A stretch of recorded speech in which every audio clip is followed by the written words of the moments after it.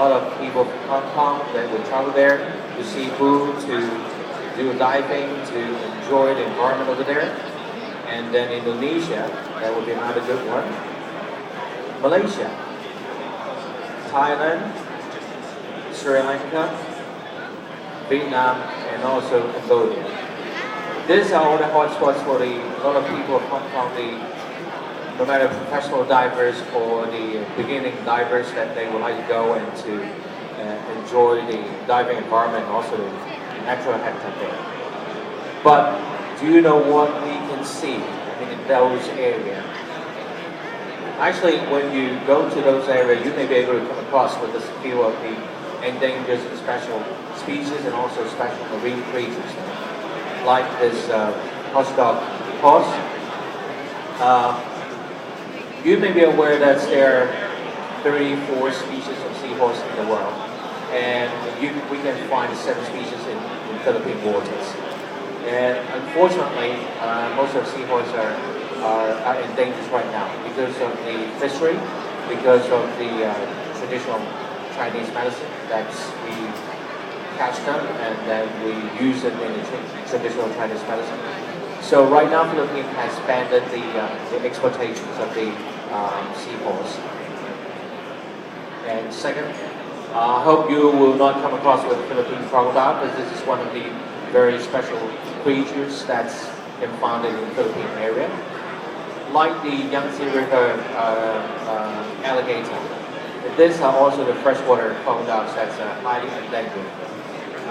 Why I say highly endangered is because there are only a few individuals, less than 100 individuals in the wild. And although there are a lot of successful programs, breeding programs that they can breed very successfully under human care, however, it's the habitats have been severely damaged.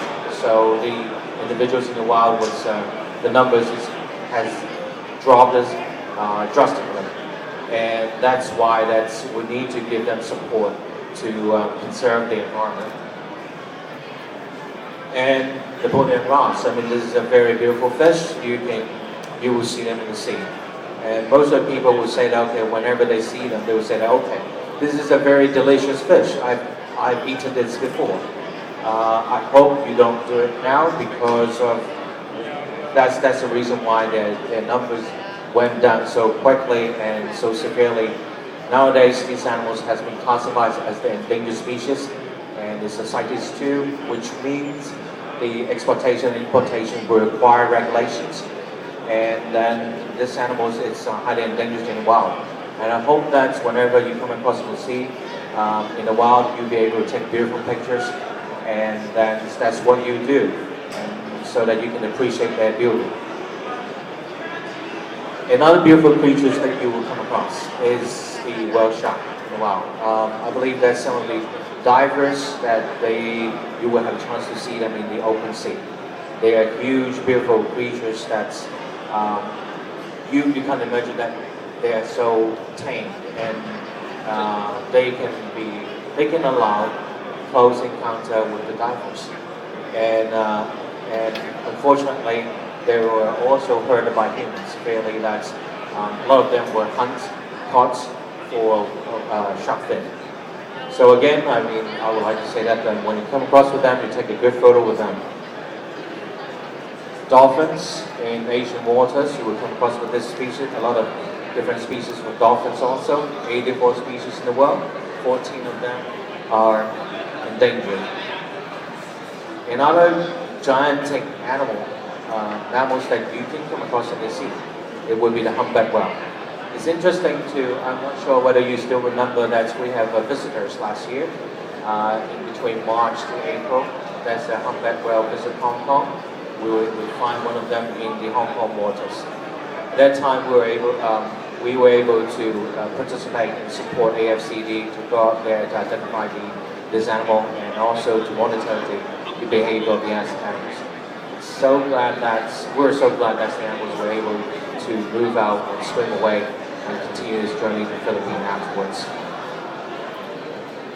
Another special creatures, a dolphin, that you may not be aware of their presence, but they are beautiful animals also.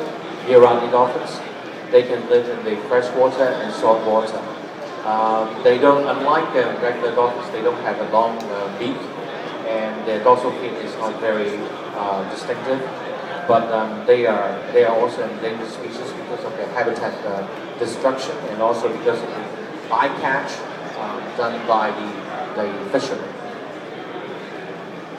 Dugong. No, actually, this is also a very calm and also shy animal. It's a marine mammal. So nobody was able to take a very good photo of them, so just only a poster at this point. And these animals, some people say that they look like mermaid when, and they are also they are herbivores, which means they only eat seagrass. We found some of the projects in the Thailand when there is a huge seagrass area, and that's the good habitat for the dugong. However, those seagrass were also damaged by the local fishermen. For what? For setting up their shrimp industry, farming industry. So the seagrass were damaged, so which means the habitat was damaged and caused the negative impacts on these special creatures. Other than the marine animals, there is also a few individuals, animals that you will find in those habitat areas. They are also beautiful, and in the meantime, they are also endangered. Like the Philippine eagles, in a while their numbers went down quickly to less than 500. Again, because of the damage of the habitat, a lot of the forest. These animals live in the forest, and also because of the human activity and the city development, the forests were damaged. So, which means they are homeless, and it caused them big impact on numbers. So their numbers went down very quickly.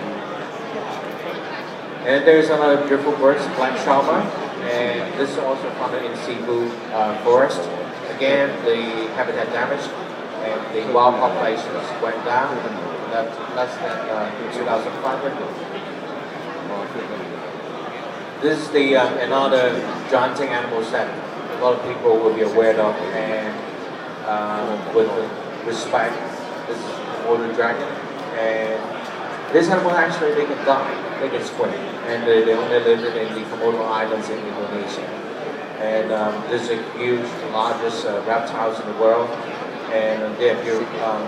I would say that they are beautiful animals, but at least I think they are very special creatures, and they deserve the good attention and also the support from the conservation effort. So with all those beautiful photos and also the some of the introduction of the species, you can see that they are closely linked to the habitats that you will visit when you come across when you travel to those hotspots in Asia. And the most beautiful place that you're going to visit, which means there will be very close to the natural habitat. There will be less damage or impacts by the human activities. And actually, those places would be very important natural habitats for those animals we just talked about. As you can see, the corals, the seagrass, the mountains, and also those mangrove areas. However, whenever there will be a lot of chance when the divers go up there. What I'm talking about is only a few divers, I believe. Most of the divers nowadays I come across with, they are very responsible, and they also share the mind of the conservations.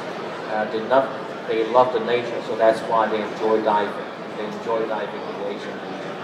However, there are still a few of them, not very good ones, that really irresponsible behavior in a while will cause damage to the habitat. As you can see, there's a few photos that whatever they do out there with the rubbish, with those irresponsible acts that will cause damage. And then the other few slides I want to share with you is about the efforts that OPCF actually support in those areas, including the seahorse As I mentioned earlier, that the seahorse has been banned for exportations, and we've been supporting the